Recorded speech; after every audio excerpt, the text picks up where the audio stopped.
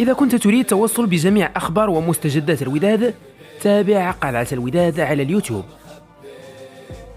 منح مدرب الأهلي المصري السويسري مارسيل كولر الضوء الأخضر لإدارة الفريق من أجل التعاقد مع ظهير أيسر جديد، في ظل الأخبار المتداولة حول قرب رحيل الظهير الأيسر الدولي التونسي علي معلول عن الفريق.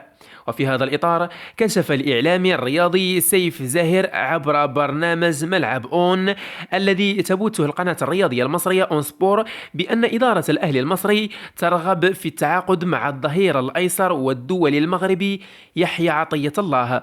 وأوضح ذات الإعلامي أن مدرب الأهلي أبدى موافقته على ضم الوداد عطية الله بعد اقتناعه بإمكانياته. وتابع الإعلامي المصري أن العائق الوحيد الذي قد يفشل صفقة التعاقد مع عطية الله تكمن في أن مكتب الوداد يغالي في ثمن بيع عقده.